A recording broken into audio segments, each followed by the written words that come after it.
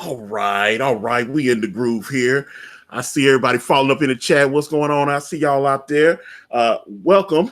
In case you are wondering who I am, my name is Antonio Bryce. I am the creator of the comic book series brand. We have just passed $70,000 on Indiegogo. And I have a buddy here with me today. He first came into the movement known as Comicsgate with this book here. This is Jawbreakers, Lost Souls. Between the original version and the remastered version, about 460 grand here. Followed that one up with this little beauty right here, which I love, Graveyard Shift. And now he has the sequel. And let's see where we at here, because Graveyard Shift is killing the game right now. I know he's over $70,000. And ladies and gentlemen, yes, $73,265. Ladies and gentlemen, Jon Malin, how are you, sir? I'm doing fantastic. Thank you, Antonio. How are you? I'm good, man. I'm getting in where I fit in, baby. You know how we do. Yeah. So we raised 70 grand so far in under 2 weeks. I think Tuesday will be the 2-week mark, 6 p.m. We're doing very well. I'm very excited. And we actually just announced on the campaign that we're going to have an Andrew Huerta pinup. I think at 85,000. So we have another small stretch goal in between there somewhere. But at 85,000, we're gonna get Andrew Huerta a pretty awesome pinup. So I'm very excited. Looking forward to that, yeah, man. Andrew. So, actually, it'll be a print. So we're actually gonna print them out. So it won't be like a pinup within the book. It'll be an actual print. It'll be about the size of the book, so it fits in the Gemini mailer. It won't be folded or anything like that. But it's gonna look great. Yeah. Gotcha, man. Andrew out here killing the game. I've been seeing some of the stuff he's been posting, at least in our private group and everything. And I was like, man, killing some of the Cyber Frog stuff. And yeah, man, Andrew, Sovereign, man, get that. And but man, just dynamic art style. There's nothing else out there that even comes close to what Andrew Huerta is doing. It's so unique, the way he handles, these lines, that he can draw a block, like a square, and that square will have energy because he'll zig and zag the lines. Nobody else is doing that I'm aware of, and I'm really blown away by it. So excited to see what he comes up with, for sure. Yeah, absolutely. And one thing, it was so funny. I was talking to Andrew a while back, and he said that he had showed like a portfolio or whatever to some pros, and they were trying to get him to like change his style. They want him to look like everybody else. Mm-hmm. I'm glad he didn't listen, man, because I was just like, everybody else is drawing pretty terribly right now. This industry is ran by morons. That's why it's been on such a slow decline for so long. It's from top to bottom. It's just been ruined by people that don't understand comic book art, don't understand comic book storytelling, don't understand the fandom. They've been thrown into editorial positions. These guys would much rather be working at, Rolling Stone magazine, but they ended up at Marvel. You know what I mean? Oh my God, yeah. I used to read Rolling Stone though, but But my point is, these people, they wanted to work in magazines, like Rolling Stones or music, fashion, but they couldn't get into Vogue. So they kind of got dropped into the comic book thing. So the only real credit they have to comic books was when they were kids. They happened to watch, Batman the Animated Series once or twice, or a couple X-Men cartoons. And they're like, oh yeah, I used to watch that all the time with my brother. There's a clip circulating online with Rachel Weisz, and I think she's in the Eternals movie, she got cast in the Black Widow movie, I think. And they were asking her questions. She didn't know shit about comics or anything. It's like, okay.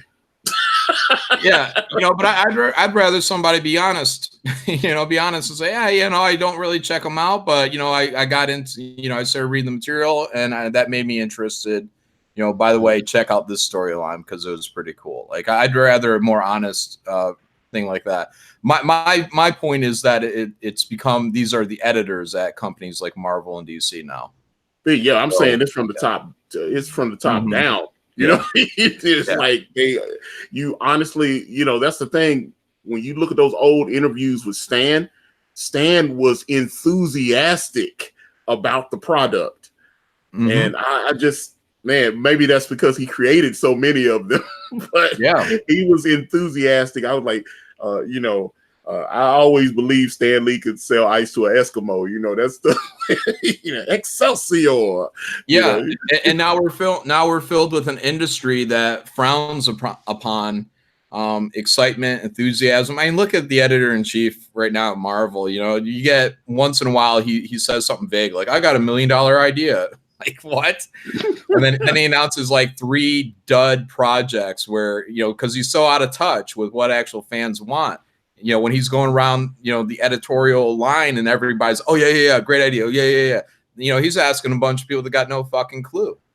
So, it's just whatever. Everybody's in the wrong fucking positions. There's no way. Well, you could fix it. You'd have to go into, a place like Marvel with a fucking sledgehammer to fix it now. So, but, to have a Carnival Barker was what Stan Lee was. He would be, this is exciting. This is going to be fantastic. Excelsior. It was an engagement with the fans, and, these companies don't know how to do it. If they knew how to do it, they'd be doing what we're doing right now. And that'd be getting out there, reaching out. But, even the people that do it, when they do try to do it, they come off as fake as fuck, because they always know they have to watch their P's and Q's. They can't misspeak at all, and maintain their position. So they go on there, and it is just the blandest promotional videos you've ever seen by people that just they fake excitement over their bad ideas. So and Carnival Barkers are frowned upon. That's what's, someone like Ethan, that's why Ethan is very good. He's able to get up there, get excited about his project, and, have great art and hopefully great story to come along with that. But, it's building that excitement, and people poo-poo that because the artist is supposed to be anti-selling. I just want my art to speak for itself. And it's like, well, yeah, all the artists' work speaks for themselves because Stan Lee was there to put a fucking spotlight on it. Look at this exciting artwork by so-and-so. And Ethan does that all the time for everybody in Comicsgate. You know what I mean? Yes. They'll be like, oh, this is the most fantastic, you got to have somebody like that. And it just so happens that, Ethan is not just, a great Carnival Barker, but he's a real huge talent as well. So, well, I've got to ask you a serious question, because obviously here it is. This is the first volume, Graveyard Shift 1. Okay. Now I have to ask you, based on the success of the first volume, over $100,000 raised, have you improved volume 2? Have you added trans characters? Are there more minorities? Have you gender swapped them? Like, I need trans vampires. I need all that stuff, because, I mean, hey, we don't want to be bigots. We want to include everybody, right? Yeah, I can honestly say I haven't considered it at all. It's not something that goes into my process, is trying to do check boxes. You know what I mean? I just want to create comic books, and I'm not trying to make sure that I have this or that, because once you start playing that game, you can't win. So, I'd rather just tell a story and hopefully let people connect to some of these characters. And I think people do. I think people actually connect to Mick the Monster Mayhew probably more than anything, because he's that, the husband that lost his wife, and she moved on. She thought he was dead, and then he returns from the dead, but he looks like Hamburger. So, yeah. Well, you do render him quite well. I love, and beautiful colors. I loved Graveyard Shift. I was very proud when that book showed up, and thank God you used the Gemini mailer, because when I got my original copy of Jawbreakers, it was bent like a boomerang because it was just shoved in my mail, and I was so bummed out. But obviously, Richard reached out to Richard, and he got that corrected immediately. Yeah, I wanted to be sure that I was going to do my best to only have to mail things out one time. So I paid a little extra to get these Gemini mailers, and people have praised them. We've had a few that we ended up sending replacement copies, but overall fantastic. It's almost, if you wanted to deliver and it to be as hassle-free as possible, get these Gemini mailers or something equivalent. So Yeah, trust me on that, because I've actually had a couple people send me comments. They're like, "Hey, Antonio, thanks for having me on. I'm going to send you a copy of my book now that it's printed." And they send it out in these little cheap bubble mailers, and they're all dinged up and everything. And I was like, I hope your backers got something better than this, because it's all bent up and ruined and everything because you went like cheap on your mailing stuff. Yeah. So. Yep. So it takes a little bit more time to ship with these because you have to fold the boxes and get the comics inside of them. You got to tape the boxes, but it's worth it. It's worth it because you want your customers to be happy. Everyone that gets a bad copy, even if you get a replacement, you're still going to remember that experience of, I got a bad copy. I had to wait for another one to come. And, it's not the best. So you don't want that to happen. You want to minimize that as best you can. It costs a little extra money, but it's worth it.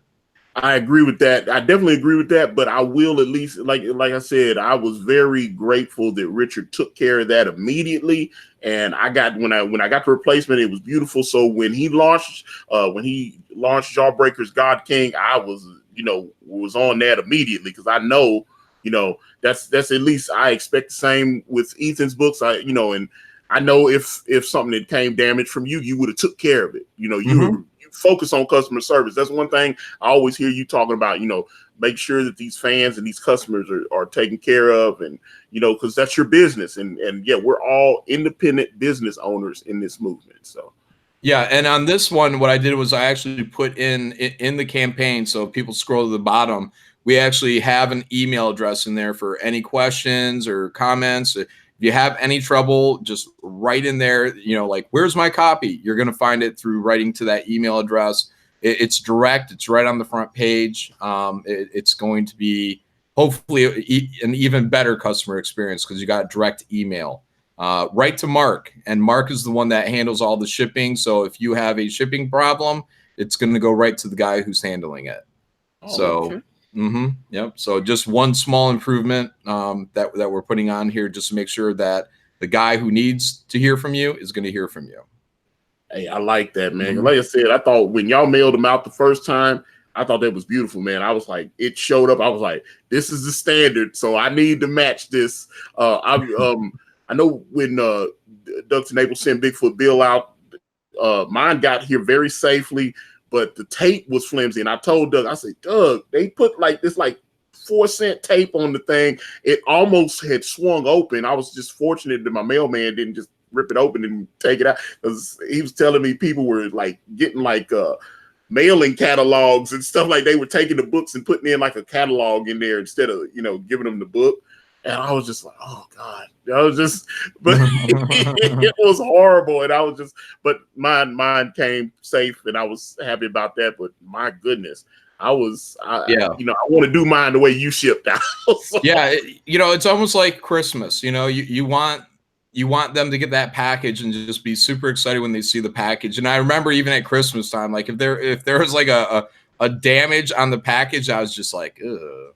Like, this is damaged. But the product, whatever it would be on the inside, would be okay. But it's just when you see that damage on the outside, it brings you down a notch. It brings your excitement down a lot, and you don't want to bring that down. You want to keep it up. From the moment they crack that, when they find it in their mailbox, boom, you want it as shiny, as beautiful, as great as possible. And then when they open it up, an even better experience. Here's your book. Here's your whatever it may be, prints, stickers, trading cards, all these things, just boom. I mean, it's Christmas time. Yeah, man, I loved it. Like I said, I was really excited when I got my copy of Graveyard and Jawbreakers. But I got a chat from the Zeppo 1138. He said, "You two will always have my support. Love my copy of Jawbreakers and Graveyard Shift. Love the preview of Brand. Backed it way back." Well, thank you. I've gotten a lot of positive feedback on the Brand preview that we released, and man, I've got so many emails and DMs and people are loving it. So I was real nervous when I released it, but yeah, I've gotten so much positive feedback from just talking to everybody. So I appreciate everything it. I've seen on Brand looks fantastic. So I mean, that book's gonna be great. Do you guys know when that's gonna be heading to print? Well, we've got 8 pages left on Cadence part, and then we've got say we got what 24 more pages to color, and then put the font on. The font part was the easiest part, but it will definitely be out before the end of the year. I am positive of that because we're going to start brand Way of the Gun. So nice. Now, are you going to print in China? Is that where you guys are looking at, Print Ninja? That was something I thought about, because obviously now your book was done by Print Ninja. Is that not correct? Yep, that's correct. And I'm assuming you're doing volume 2 because it came out magnificently. So I would assume they would get repeat business from you, right? Yes. Yeah, I am 100% planning to go to Print Ninja again. I mean, unless something better pops up where I can't refuse it.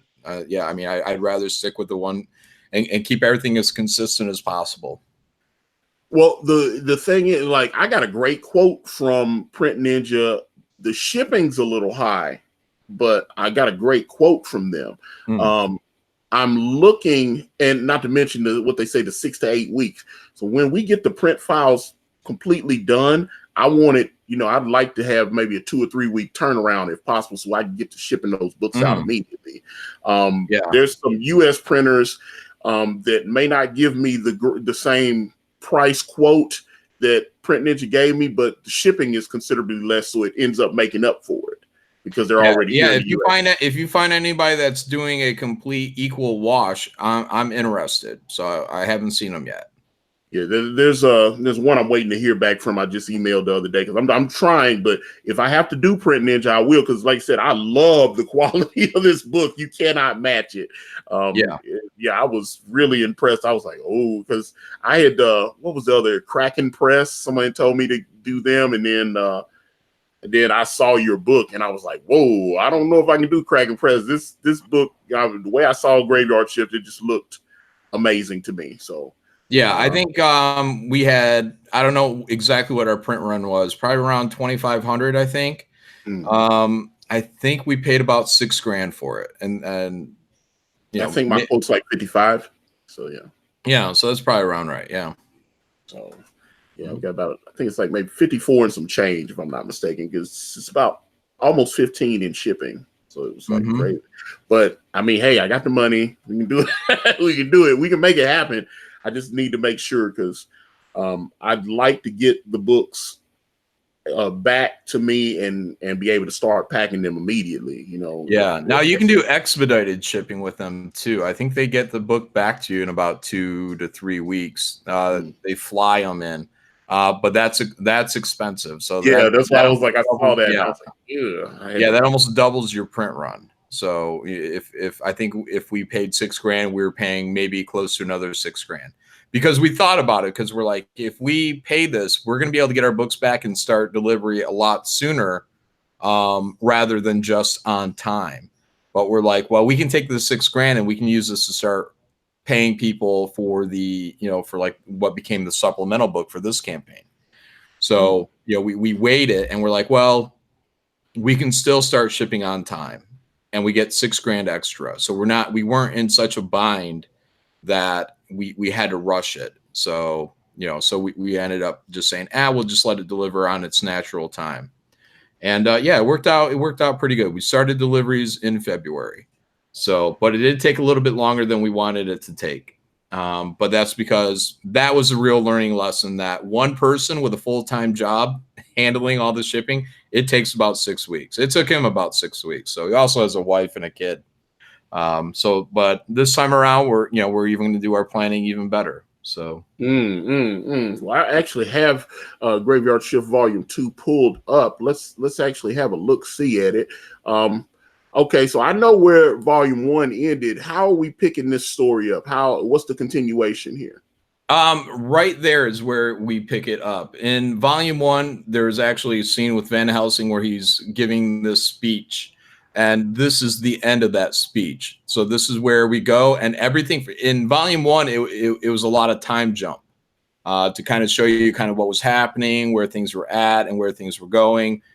In this book, Volume 2, it's going to be very linear. We're going from this point, and this is page 1. This will probably actually be page 3 by the time it gets to print, because I really want to add in, some almost like a quiet moment, like a nice quiet build up, So, maybe it's like, outer space, then you see Earth, then you zoom in, you see a city, then you see this ship over Washington. So we get a real nice double page spread on 2 and 3 of the ship in like its full detail sitting over, the Capitol. So that's why this will probably end up being page 3. But otherwise, yeah, this whole thing is going to be very linear, and it's all about Graveyard Shift going after him. And we introduced Dracula in volume 1. So Dracula is also going to show up during this showdown. Yeah, I'm like, man, the colors on this are amazing. But I'm assuming you have the same colorist that you had on volume 1, or yeah, Anthony George. Yeah, he goes by Z. Yep. Yeah, man, I love the werewolf here. I love this, man. Killed it. Colors make it even better. Man, it's just beautiful. This is a beautiful page here. And I was like, I love right here at the bottom the way you did the shading here.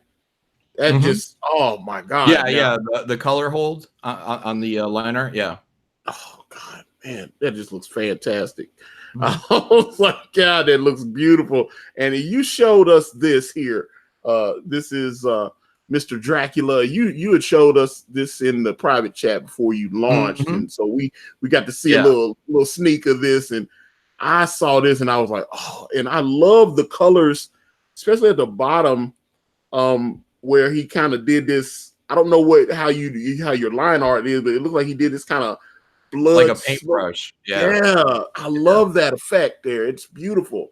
Yeah, like he dabbed in paintbrushes. Yeah, really cool texture. It's different thinking. So yeah, I appreciated that a lot.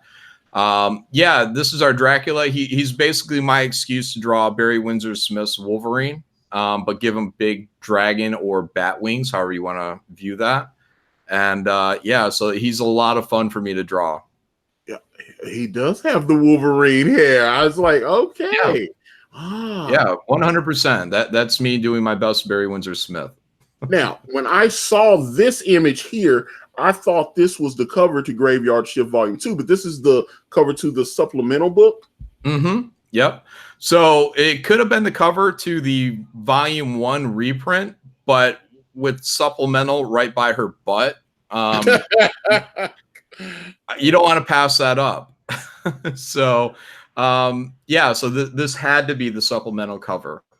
And yeah, I love it. I think this is probably the best cover. The Volume 1 reprint cover is fine and dandy, but this one, I mean, just her butt, her boobs, everything I love about it. So, and the colors look great on there. Everything is really banging. I think people really love this cover. Yeah, and like I said, I thought it was the next cover. I was like, oh, that's some smoking hot stuff right there, man. Love it. Yeah. And I think that's also why people are really gravitating into the tier that offers this with everything else, which is the featured tier. It's the $75 tier, but that gives the Volume 1 reprint / variant. It also gives Volume 2 and the supplemental and a trading card, I think. So. Okay, and yeah, Brian M in the chat says, "What is the supplemental book? What exactly is in that?" Yeah, so it's 3 20-page stories. Each one is 20 pages. First, we're going to have the epilogue of Volume 2. So the supplemental is not necessary. If you don't get the supplemental, don't worry about it. You're going to be able to pick up Volume 3 when we launch that without missing a beat. So that will be in the plan. That it won't be. There is nothing in the supplemental that is going to throw you off. This is all extra material. It gives a little bit more information. So it starts off with a 20-page epilogue, which is going to give a little bit of what happens with Mick afterwards. And then we're going to go into the character called Sea Urchin, who's the little purple guy right there. We're going to go into his background. We're going to learn more about who he is as a person and how he fits into the Graveyard Shift. So after that, we're going to have 20 pages. Oh, and that's written by Cal Jameson, and it's drawn by Render Contender. Shinobi Sasquatch. Yes. Yeah. The author of Shinobi Sasquatch. Yeah. And then we're going to have a story by Von Klaus, the creator of Monster MD, the writer, creator of Monster MD. and drawn by Todd Maroney. So all 4 of these people were the talent search winners from the talent search that I had last year. I think it was last year. Whatever. Last year. And so Von's story is a 20-page story of a character called Killer 99. So we're introducing this villain character who is basically our stand-in for Michael Myers, Jason Voorhees, and I know it sounds redundant, but Slipknot. So all 3 of those, and it's going to give you the origin story of Killer 99. So you're gonna learn just enough about him and his resurrection and how he fits into this rogues gallery that we're building.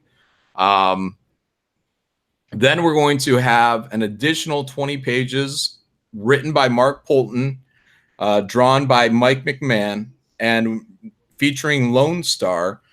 And this is going to be a prologue for Volume 3. Again, you don't need it. It just sets up the general idea of where we can potentially go with Volume 3. But it's a peak. You'll be clued in, and then we'll have Volume 3 following, as a campaign sometime in 2020. Okay. Well, speaking of Lone Star, the Graveyard Shift is featured on the Lone Star Monster Hunt, trade paperback that he is releasing. I know Kanan did a cover for that. Ellie Fernandez did one, and then there's a dual cover from Mike himself.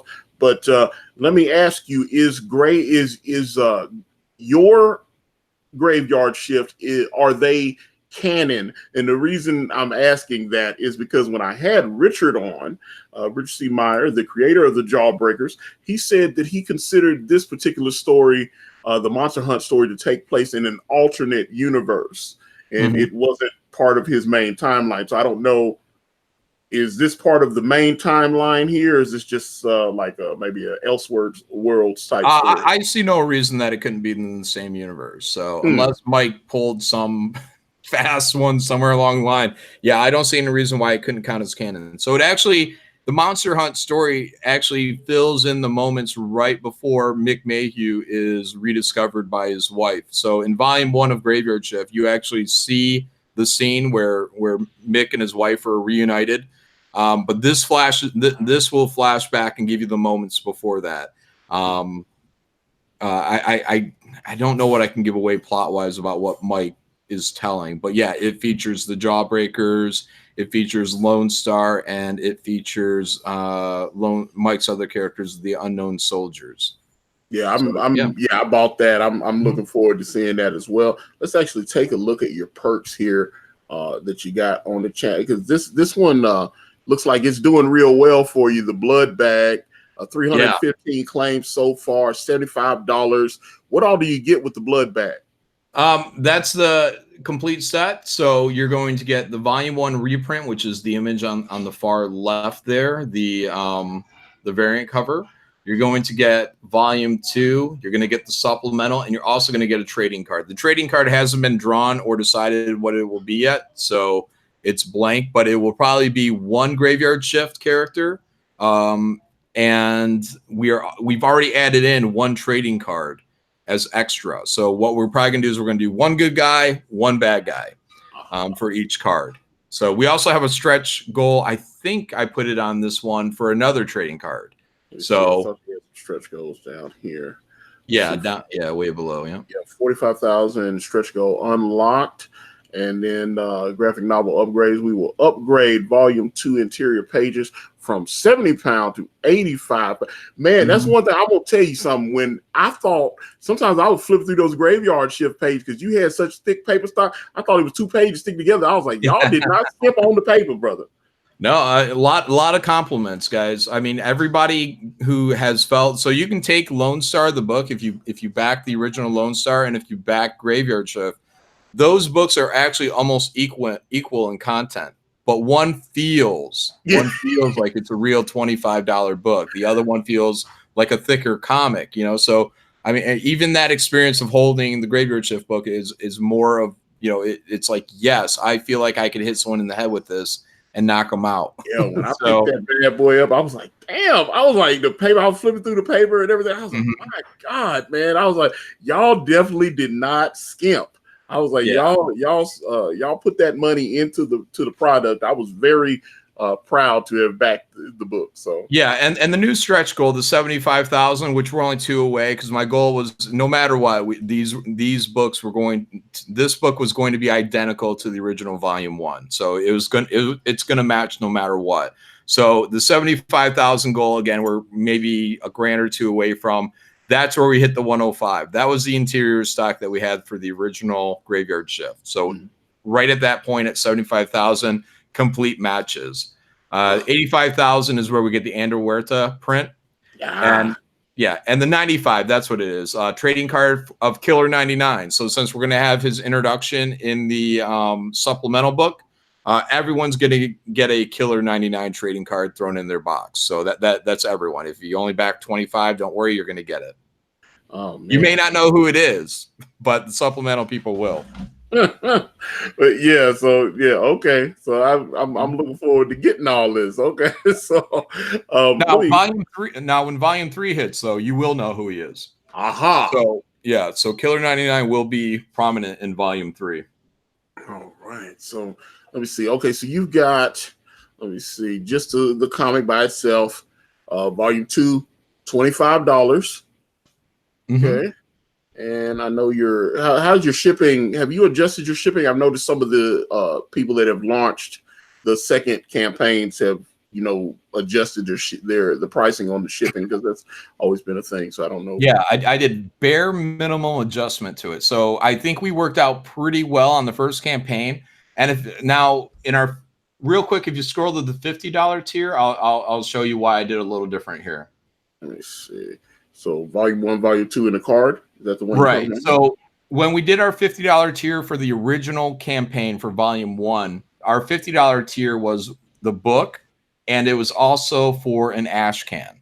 So what we're doing now is we're shipping 2 books. So there might be a little bit added shipping coming on from our end, but our shipping at $10 has always been good and solid for our domestic backers. So we kept the domestic at $10. And international wise, though, we're dealing with more weight. So at some point we may tick over on the scales. So I moved international from $12 flat rate, no matter where you are in the world, $12. Now it's $15. Okay. So even going to Canada is like bare minimum. I think it's like $20. So then you go to England, you're looking at $30. And when we max the weight out on this package, we're looking at $60 shipping at, for a lot of these countries. So we want to be careful. We're pushing the weight because we want to find out where it's going to hit. Graveyard Shift, thankfully, has the benefit of having one successful campaign behind it. So we're able to put a little bit more risk on this, but I want to find out where we're going to be. So when we shipped volume 1, again, about 2,000 backers, something like that, our shipping was about, now this isn't counting our Gemini mailers, our backing boards, our sleeves, or anything like that, but our shipping cost to our backers was about $14,500. So now with this added weight, I just wanted to pad a little bit. So I didn't want to put any more burden on our domestic backers who've been just great with the $10 shipping. So I just have to put a little bit different on the international. Provided all this goes well, I mean, I figure our shipping is probably going to hit around 20 or 30,000. If we still have only 2,000 backers, I think it's going to go up pretty dramatically, shipping costs. So we're just trying to smooth that out a little bit. But otherwise, I'm pretty comfortable outside of like a nightmare scenario of our shipping costing like 50 grand. But I'm pretty comfortable right now that for my campaigns going forward, this is going to be the standard: $10 domestic, $15 international. And what it is that $10 domestic, 90% of all your sales are domestic. So you can look at it 2 ways, because some people are like, this sounds like socialism. You can look at it 2 ways. One is that you're paying shipping and handling. And I'm making a killer profit off of that because domestic shipping is around $5. So you can look at it as a shipping and a handling charge for stuffing the books and whatever. If that makes you feel good and comfortable, great. Otherwise, and I'm just taking those profits and I'm just sending them off over there. You know what I mean? I'm using it to smooth. So you can see it as a socialist way of, hey, why are you trying to help the foreigners out or something like that? Or you can look at it as me price gouging you and then using my profits to make sure everybody has an affordable rate. Mm. So whatever works better in your head. So, but just think of it as shipping and handling, guys, because there is a real time that is involved for putting all these books into these boxes and taping them all and getting them shipped out. Mark bears a lot of that burden. But yeah, everybody has been very cool with the $10 domestic. I don't see that going up for a long time outside of shipping rates just skyrocketing for some reason, which I doubt. Domestic, same thing. I want to keep it locked down at 15, and hopefully these campaigns can continue to grow. And I even have a goal that at some point I want to drop the pricing on the books totally. So we've done 25 and 25. It'll probably be 25 for the next couple of campaigns at least. But I would like to get that down to 20, maybe 15 dollars for these books as the audience continues to grow. But I it's got to be steady, because if I launch a book and all of a sudden I drop 1,000 backers on one of these campaigns, then I could be in for a real hurt. So I have to do this carefully. So when I do it, I don't want to be, in the poorhouse. So, but I am going to be, it is a plan as the audience continues to grow to start lowering the prices on these books. Because look, I'd love to have 5,000 regular backers every time I do a campaign. Oh, that would be amazing. Yeah. I mean, I'd feel completely comfortable if I could comfortably get 4,000 backers. So maybe by the time I'm pulling in 4,000 backers on the average, and where I'm nearing 5,000 backers is probably going to be around the time where I start dropping the prices on the books. So maybe that will actually equal even more growth. But I want to compete. The end goal for me is to compete with everybody, not just in Comicsgate, but outside of Comicsgate. And you get a cheaper book, you get more fun things going with it. And overall, just a better experience for people. I want everyone to have fun. I don't want people to feel like they have to spend their last dollar, ultimately. So yeah, I think somewhere between 4,000 and 5,000 backers, when I see that as being kind of a strong possible number, then the risk is going to be worth it for me to try to drop the price on the book. That's fair. That's fair. Mm-hmm. Let me ask you this. I know Richard kind of switched something on the Jawbreakers God King campaign where he wasn't going to sign all the books this time. And then he added a perk where, you have to pay extra if you want him to sign it. Are you signing Graveyard Shift too, or what's going on with that? Every single book will be signed by Mark Polton. I'm signing everything from the $50 and plus up. So yeah, but I figure a lot of the justification in the price that we have for these $25 books is to have them signed. But that's kind of egocentric of me to say, well, my signature is the only thing worth anything.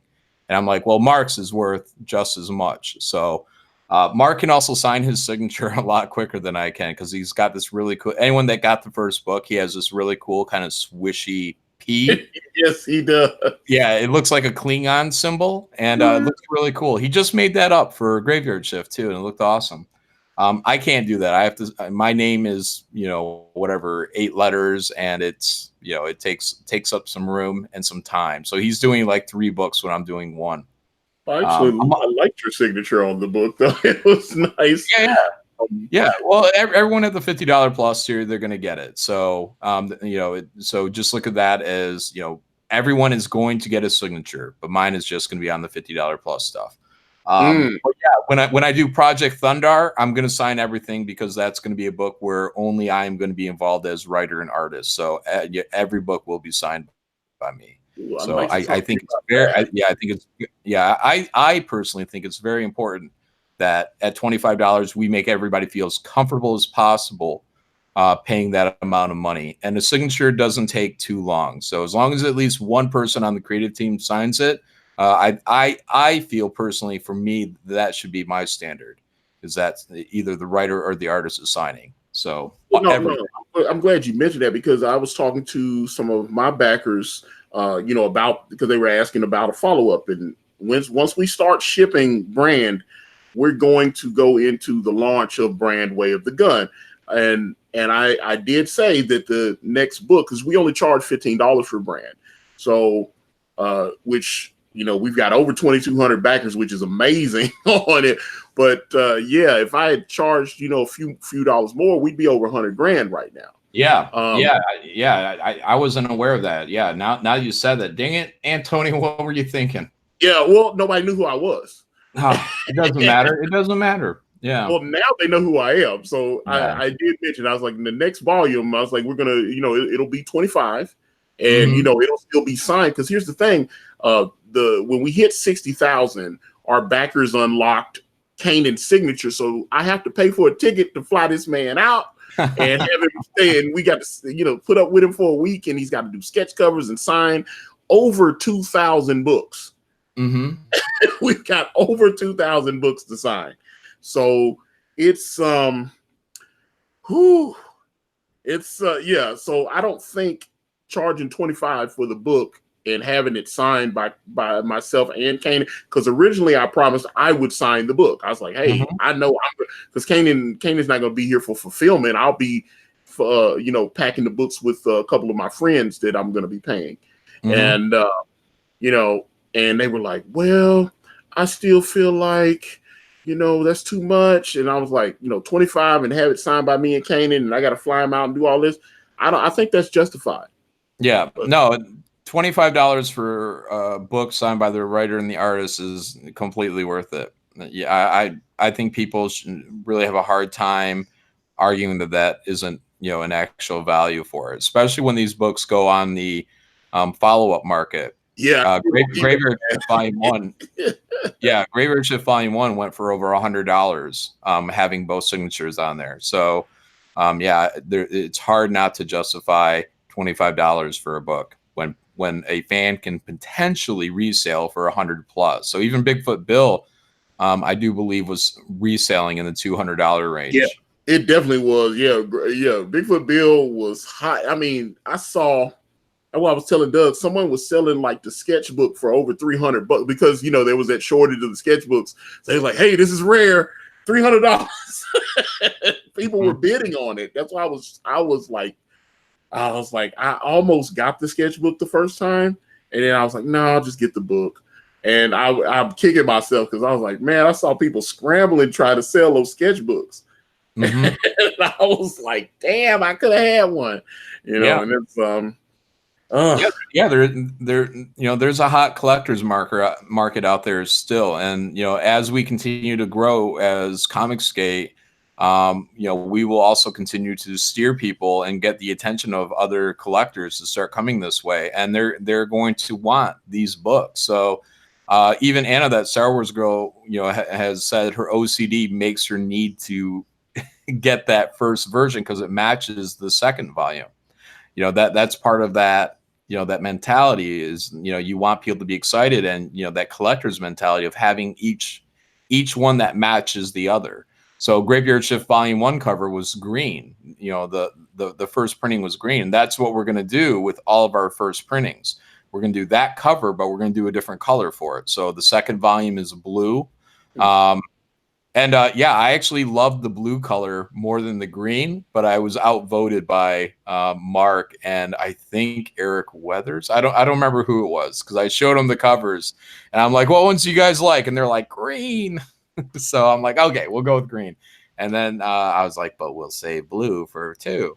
So so that's how you're going to know that you have a first printing. It's going to have that cool logo with the light coming up from the inside. And so like the next time it may be red, maybe we'll do one that's yellow or orange. But my idea is that you would, if you wanted to frame these, you would be able to frame all these, put them on your wall, and it's going to look like a really cool, like Andy Warhol type stuff where he did like the Campbell's soup, and it was it was the same image statted, but it was different colors. So now you'll be able to have a wall full of graveyard shifts, and it'll be green, blue, yellows, reds, black. Black is going to be what I'm planning, and I don't know when we'll get around to this. But when I get to doing a hardcover, I want to do an all black hardcover book. And then I want to have a black inset Graveyard Shift logo on that with no text, no writing on it. It's going to look like a tome. And so that'll be cool. So you'll be able to flip that bad boy open, and then you'll be able to get into all the good graveyard stuff material on the inside. But yeah, so black will be black. Even black is going to be included, and it's going to be cool. After like the Metallica Black album or Spinal Tap Black album, however you want to look at it, black on black. It's going to be black. I'm blickety black, black. I'm like, so no variant covers then. I have no now.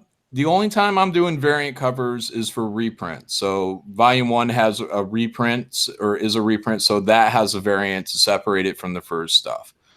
I want to know that this is going to be the way that it works. So I'm not a big fan of variant covers. I don't want people to feel that they need to buy a lot of things, because I feel like the collector mentality is also that I, as a fan, I want to support and I want to buy a product, but I don't want to be priced out of being able to get everything. So, as long as I'm on board from book 1, everything should be able to get within reason for these books. So I when you have 5, 6 variant covers and they're all $25 a pop or whatnot, I feel like you're probably gonna burn people a little bit. Like they're gonna have regret. It's one thing when you buy it, but then when you get it and you had it for a year, you might be like, well, I bought that one. It was $25 extra. I was excited at the time. I don't know if I have the energy to do all that again. So for me, I kind of run with the McFarlane school. When everybody else was doing variant covers, Todd had one. So of all those books that were around in the 90s, Spawn remained. Yeah, Spawn is still here. Definitely about to hit issue 300. And he just revealed Greg Capullo's cover for Spawn 300. So I saw he released the J. Scott Campbell cover a few days ago.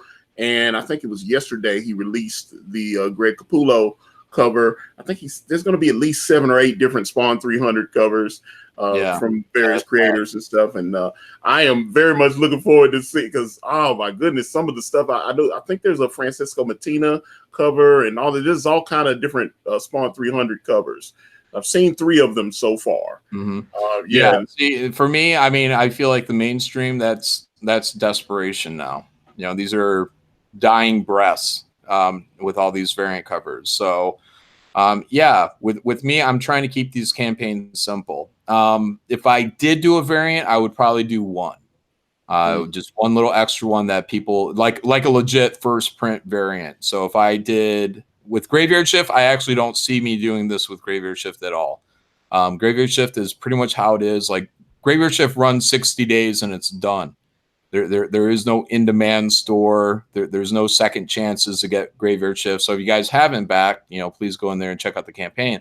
But when I do Project Thunder, maybe I'll have a variant cover. And that might even come from insecurity, being that, I'm launching a new property and I don't know if my backers are going to support in the same way that they would support Graveyard Shift. So maybe I would have one variant. But it would be attainable for people. It wouldn't be something that, here comes the 3rd one, here comes the 4th one, here comes the 5th one. I want people to leave feeling that every time I launch a campaign that they can support it fully in terms of getting these books and have each one that I have available. Oh man, I'm seeing Tank Heist in the chat, man. What's going on, Tank Heist? The Malin militia has taken over the chat, man. I was like, oh yeah. People love Tank Heist. For people that don't know what Tank Heist is an idea that got spitball around on a live stream one night. We just all made it up on the spot. The only thing I really claim to own is the name Tank Heist. Other than that, I would like to do something with it, but I mean, we had like 7 people all contributing to this idea, so there probably is some legal question marks going on. But if I do something with it in 2020, I want to do a campaign that's more for fun, just kind of jokey stuff. So if I did Tank Heist, it would probably be in that campaign. I'd have Tank Heist, Wolf Milk, some werewolf stories, just kind of fun stuff, stuff that other people would draw, but I would write these stories. Go ahead. No, I was about to say it was kind of funny when you mentioned the wolf milk. I've gotten so many messages about the brand preview, and a lot of people saw there was a little cooking segment part with Malcolm Waddell, the chef, and he had on his table when he was cooking. He had that little bottle of wolf milk in there, and we just threw that in there. I just thought, obviously, Kane and I, we love you, John, and we just wanted to throw a little nod in there to you, the wolf milk, Yeah. It was so funny because Katie, I was like, Katie, put the wolf milk in there. That would be fun. Yeah. The wolf milk took off as kind of a Comicscape meme, as well as Tank Heist. So, but yeah, people are always wanting Tank Heist. So I think some of the appeal of Tank Heist as well is that I drew a picture of it on my channel with my foot. Yeah. And then I edited a song that was which I loved. Yeah, it was a complete ripoff of Trogdor from Strong Bad, but it was funny, and people liked it. They really responded to it. So now people want this Tank Heist. So as long as because I will have to go back and listen to the original stream. I'll have to see who actually contributed what. I'll probably have to have a private conversation with some of these people and see what it is that, if I have permission to go forward or not, because it's not going to be worth it to me if everybody wants to get a cut. I would much rather just take the name and then I'll come up with a whole different idea. So let's see. I see Moo Butt in the chat. He says, I want royalties from Wolf Milk. If that happens, my screen name was part of the milk invention. Pay me, fool. All right, Moo Butt. We'll see. See. Let's see. Matthew Fowler says, Art T. Bear owns Tank Heist. Shoot, Art was there. Art was there. So Art, Andrew Huerta, Mike Miller, probably a few other people. So yeah, y'all were just screwing. I remember seeing that stream, and y'all were just kind of screwing around, and I started hearing all this Tank Heist, and I was just like, oh my god. I did not expect it to take off like it is, but it is the meme that will never die. Yeah, it must have been something that was going on in the culture or something, because now I've seen like 3 different movies having heist in them. There's like a money heist. There's another like money heist. What does that even mean? And then there was some other heist something, and I was like, oh, okay. Like apparently something with heist is like a thing right now. So then again, maybe people are just watching Comicsgate and they're taking our ideas. Oh, they're definitely watching. They're definitely watching. Let me ask you this. Okay, so you said you're planning obviously a Graveyard Shift Volume 3. I'm assuming, because people ask me how many issues of Brand will there be, and I was like, I'll keep putting Brand out as long as people keep buying it.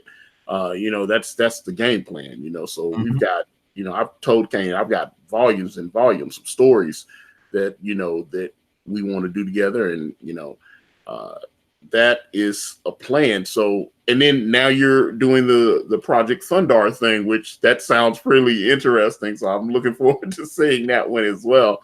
Yeah. So Project Thundar it's a placeholder name. It probably won't be the real name unless I can do something weird with the writing so it doesn't actually sound like Thundar.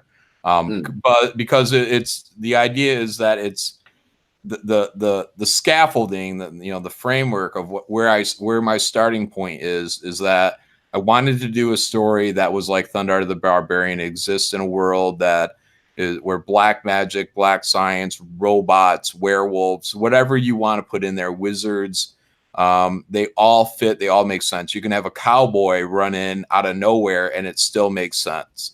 So that's my starting point, and that's why I called it Project Thundar, because until I have it all fleshed out and designed and whatnot, I wanted to be able to call it something. So when I talk about, people know what I'm talking about.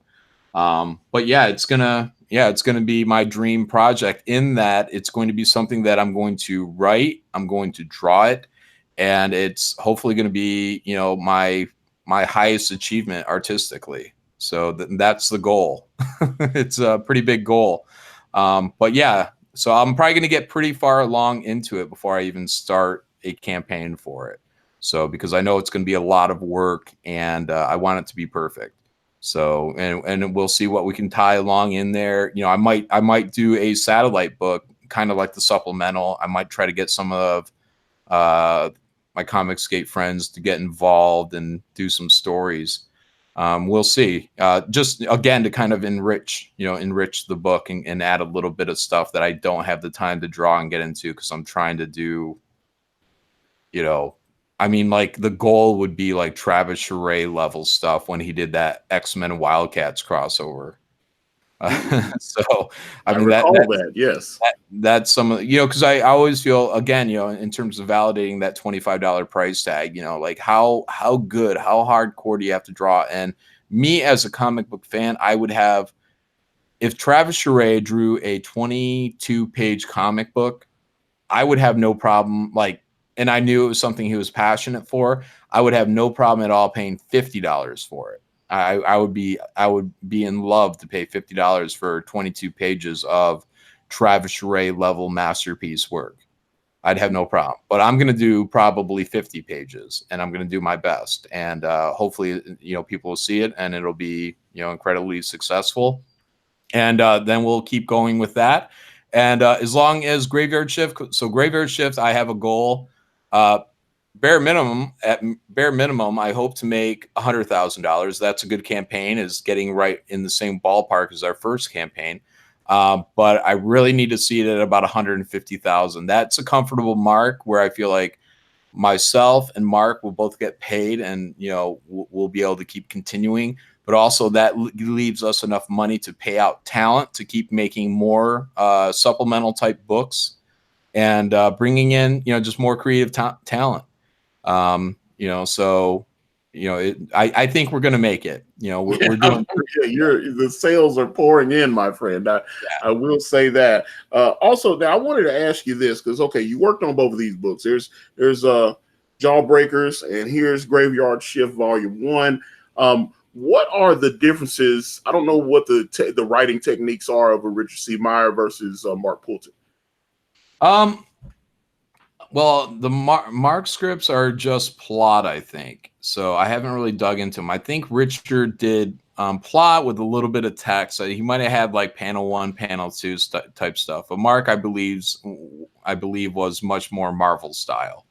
So Marvel style is really the best way to go because it gives the artist a lot of freedom to kind of pick and choose how they want to handle scenes and who's going to get to speak first. And then when you come back later and you dialogue it, provided all the dialogue is in proper order, it should be very fluid. So I definitely agree with that.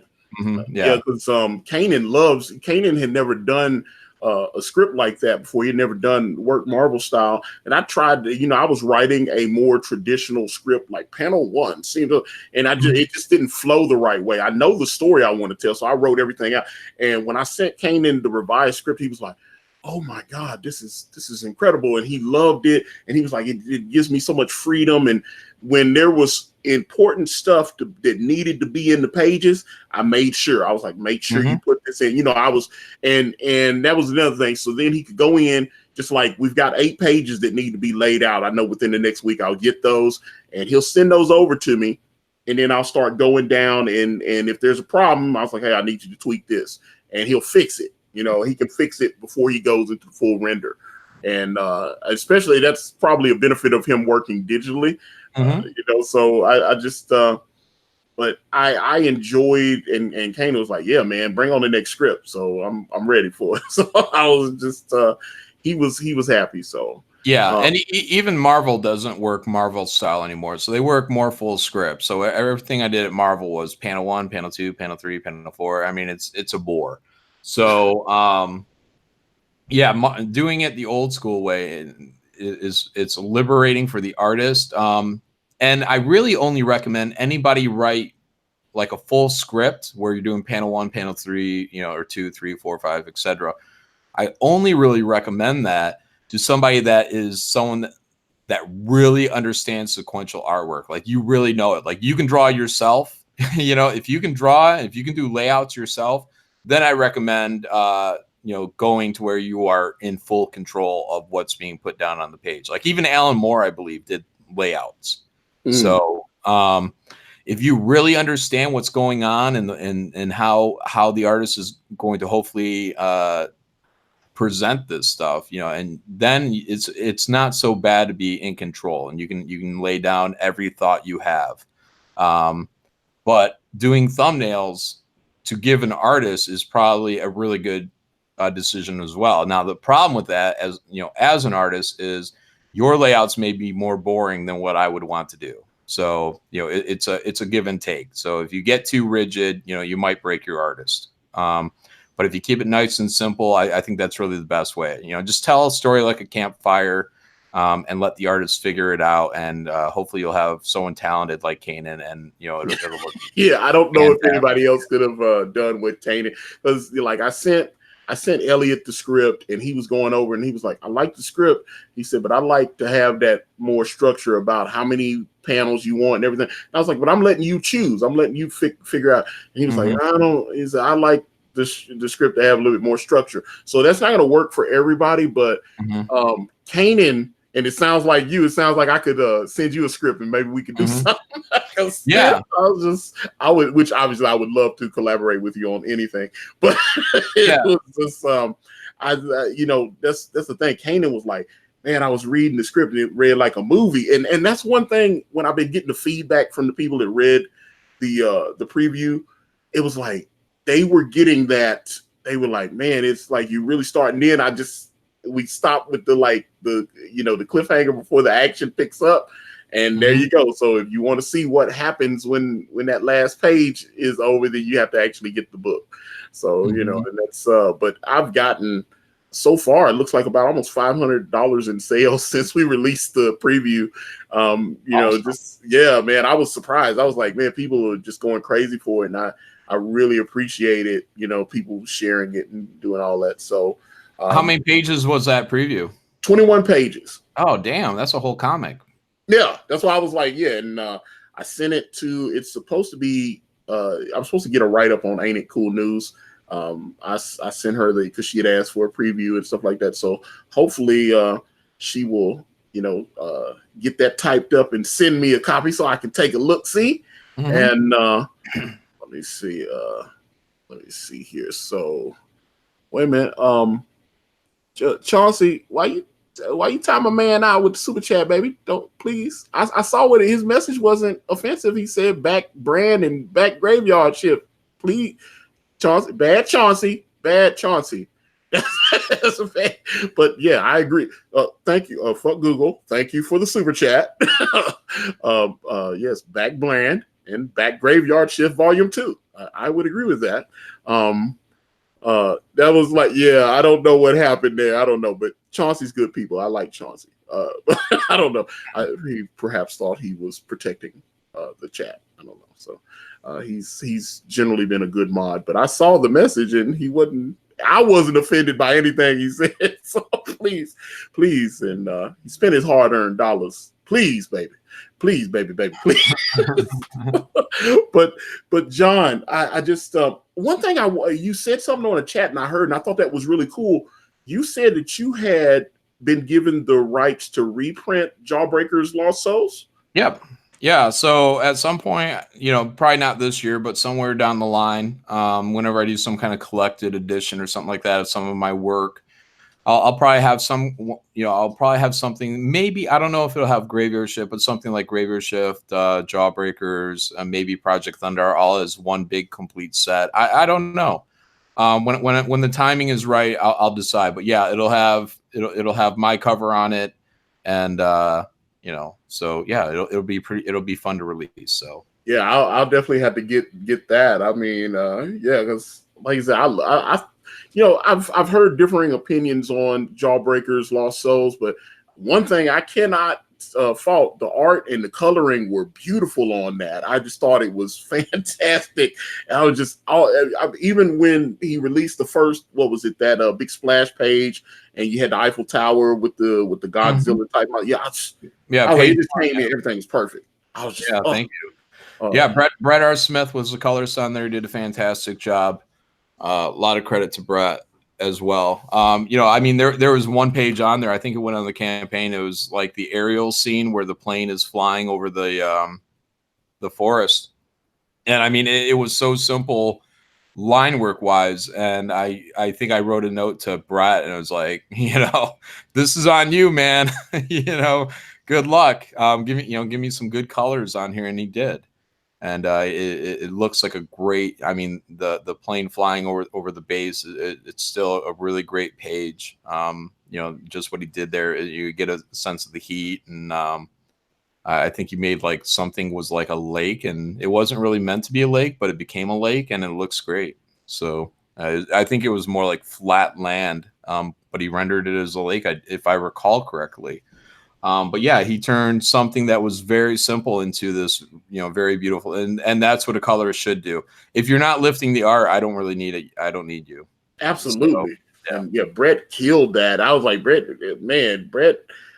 is an amazing talent. I was like, but like I said, the black and white art was beautiful, but he took it to a higher level. I really, really appreciated that. I was like, I'd love to see your version of the Jawbreakers cover. I'd love to see that.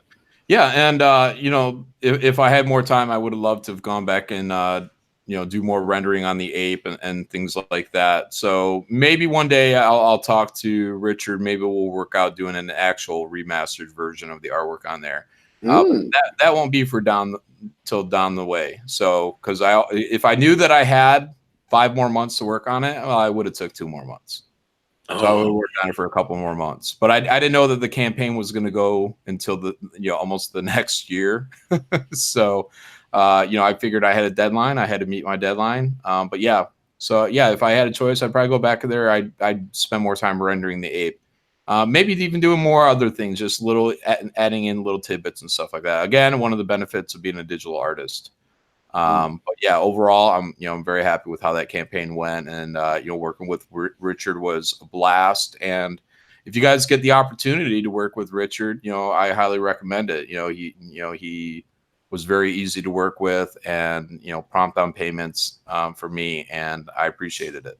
I have tried to be the same. I make sure all my team have been paid on time, and like I said, there was a lot of love. I was very pleased with how those first 21 pages came out, because we were kind of up against the deadline. My letterer he's coloring. I mean, he's working on a couple of annuals for a certain company, and and they were like, hey, we need to get these ready. And I mean, he's been in the business like 30 years, and he was like, hey, I'm working on this annual, but then I can kind of squeeze you in. And he just started sending me the pages, and I was like, oh my God, they just kept getting better and better. And he was adding little things.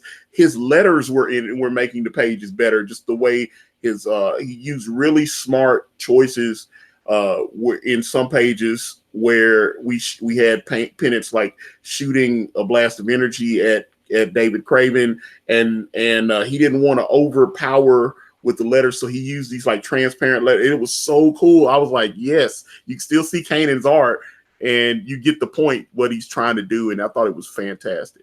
So, yeah, who's the letterer? We're calling him Rage Graphics. It's one of the he works for like Marvel, DC, and okay. Yeah, he doesn't.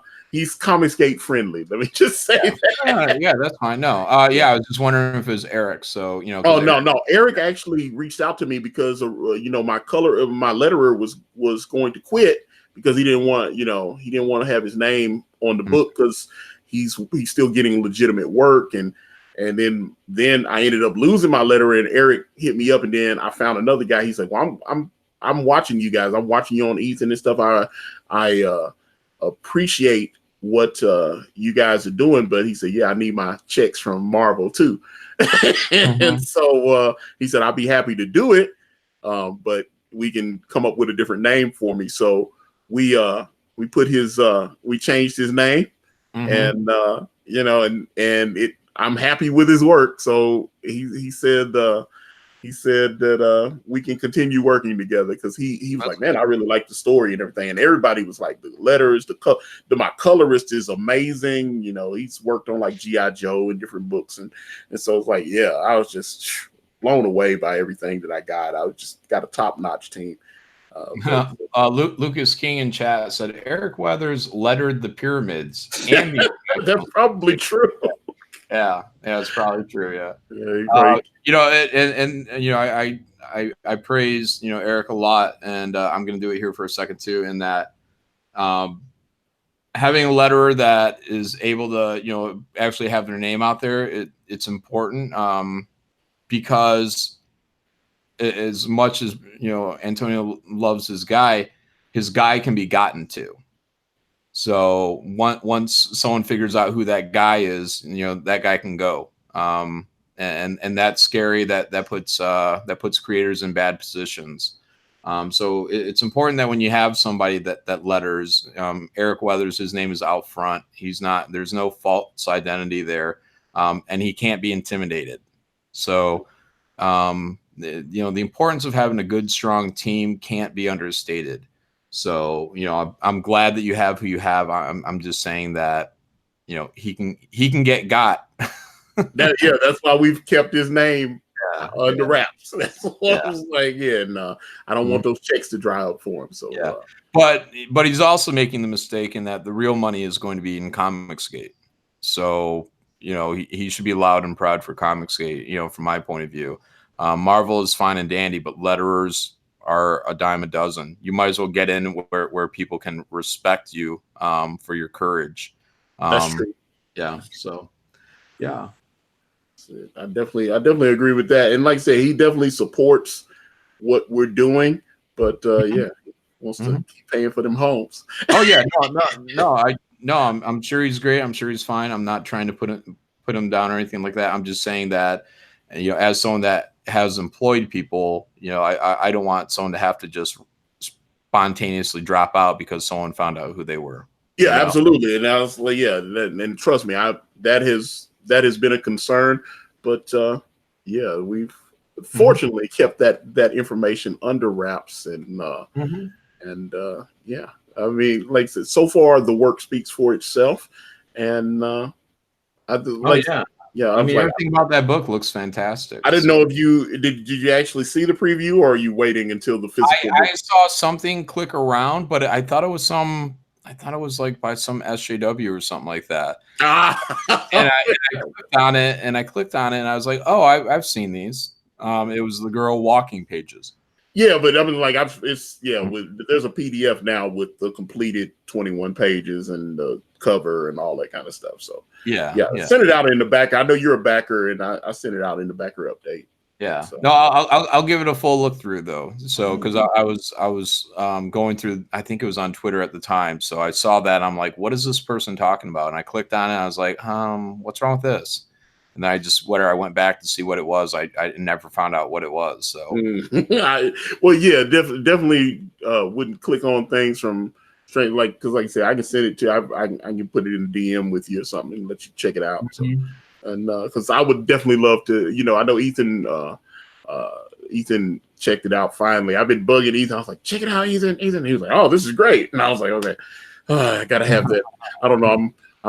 I was eager for his approval, and I was very happy that he gave it to me. So well, Kanan's a real talent. I'm sure every page on there is fantastic. But I will give it a look over because I am interested in it, because I've only seen, I think, a handful of the pages, especially colored. Yeah. No, you got full color with letter and everything on this one. So it's, I think, it turned out, try to do like you, man. Try to make it happen like that. So, Jon, I appreciate you so much, brother. This has been a thrill for me to talk to you, and you've always been so generous. I remember the first time I ever talked to you, man. You didn't know me from Adam. We were on Ethan's stream, and I know I talked to you for like another hour and a half after we got off the air, and I was just like, so I'm just, not only am I a fan, but you're good people, so I will continue to support anything that you're a part of, man. I am very fond of you. Yeah, I appreciate that. And that's something else that's good about Comicsgate, is it brought a lot of people together that didn't know anybody. I wasn't aware of most people within Comicsgate. The only two people I can think of right offhand, outside of Mark and people that kind of came with me, is Kanan and Ben Jones. So we used to all was in hang the out chat earlier. Ben Jones was in the chat earlier. Yeah. So, I mean, those guys I knew from way back in the day on message boards. But for the most part, yeah, I haven't had any contact with anybody else within Comicsgate. So it's good. I mean, it's opened the doors for a lot of fans, a lot of friends. And yeah, I appreciate everything I have through Comicsgate. And I plan on being a part of it for a long time. Yeah, so do hopefully, hopefully everybody else comes along for the ride. We're going to have a lot of cool stuff coming on. And again, I mean, that's what I'm excited about is the more successful that, campaigns like Graveyard Shift or Project Thunder become, that's going to be the more job opportunities that I'm going to be able to put out to people that are, in Comicsgate. That's my own personal attempt. I'm not saying everybody I ever hire will definitely be Comicsgate, but it is a goal. It is a goal to bring more jobs to this fandom as well. It's Comicsgate money. I largely Comicsgate money, and I want to try and bring it back for all these creators. So even smaller campaigns that are struggling, some of these guys have what look like to be really good talent on them. Yeah, if I get a chance, I'll offer them jobs. So, but that's all dependent on the fandom. So if the fans come out and back Graveyard Shift and keep pushing us up to higher heights, bottom line is that's going to be more jobs. Same with Project Thunder. Bottom line is that's going to be more jobs because I'd love to give a lot of these people opportunities to make some more money, especially Andrew Huerta. I don't know how busy that guy is going to be, but shoot, man, now that I'm getting Sovereign looks very interesting. I will say. Yeah, now that I'm getting a pinup out of him, now I'm just like, what else can I get out of Andrew? So can I get him to do like 10 pages or something? Maybe 20 pages. Wouldn't that be awesome? So, but that only happens when people support this book and the upcoming Project Thunder. So the more support that I get through Comicsgate, the more that I can help get money back to Comicsgaters and make some really cool stuff. So this time around after volume 1, because of that success, we were able to fund the supplemental material. It's already been drawn. It's 100% drawn. It's going to color right now. The only thing that needs to be drawn are my pages now. So, and that's on me. But yeah, and again, through the hopeful success of this campaign as well, which is where, again, I'm looking at 150,000 is what we need in order to keep giving money to make Graveyard Shift self-sustainable. From my point of view is we need to hit $150,000 with every campaign. So if we do better than that, then great. But at least with 150,000, that means that we can get more supplemental material for the next books. And Mark and I can make sure that our bills are going to be paid as well. So, yeah, thanks, Antonio, for having me on. Oh, yeah. Well, let me see. We got two things before we wrap up. Let me see. Nick Somebody, he says, John and Antonio, you both highlight creators and projects. That's priceless. It helps that you two have good taste in comics. Well, why, thank you. And let's see. Michael T. Suchat, he says, John, can you make a second print of Graveyard Shift and add on? I think somebody asked me about that for one tier. And the thing is that I have to think about weight because we have one surprise stretch goal for the end of this thing. And if I do this add-on, I could way overkill my weight. So like I said, right now I'm already pushing the line on what I think that we're going to be able to afford and still be able to, make some money on this thing. So, but I don't know. Because I don't know where the campaign is going to end. I don't know how big it's going to get. 150 again is the goal. But right now I feel like we've already kind of maxed out this campaign for what we should be doing for weight and cost and whatnot. Again, it's an experiment. And, but if I get this last stretch goal in, then our weight is totally maxed out. There's nothing more I can do. So, yeah. I got you. All right. Well, Mr. Malin, please let everybody know. The description, the link to Graveyard Shift is in the description there, and it's in the chat if anyone is interested. Please back this book. It's going to be hot fire. But John, if anyone wants to follow you, they want to reach out, how do they reach out to you? Yeah, you can find me on Twitter at Jon Malin, JonMalin. Also, I'm on YouTube under Jon Malin as well. I got a channel on there. It's got about 4,000 subs, and we talk to Comicsgate creators on there about their projects, new and old. We also have just random conversations and sit downs and We do some drawing on there from time to time as well. But yeah, if you guys are interested, go check that out. And Ethan Van Sciver and Mike Miller were on there last night talking about some of the things going on in the Comicsgate community. And actually, I'm heading over to War Campaign right now. War Campaign. Back vestige, yes. Yeah. So the Wolf Campaign is going to take some back holes. We're going to mount the War Campaign. Yeah. So yeah, join us over there, guys. Yeah. All right. Yes, definitely do that. But all right, guys, I'm going to wrap this up. My thanks, very, very special thanks to the legendary Jon Malin for joining me here today. But with that being said, if you want to reach out to me, I'm on Facebook, Instagram, Twitter, and right here on this YouTube channel, everywhere is at Akari Press. If you type in akaripress.com, it will take you directly to my Indiegogo campaign for my comic book series brand with the phenomenal Kanan White. We're on Teespring. We're on Amazon.com. The links to those are in the description. Thank you, guys. Hang out. Back Graveyard Shift. I'm out. Donut Earth is real. Yes, it is.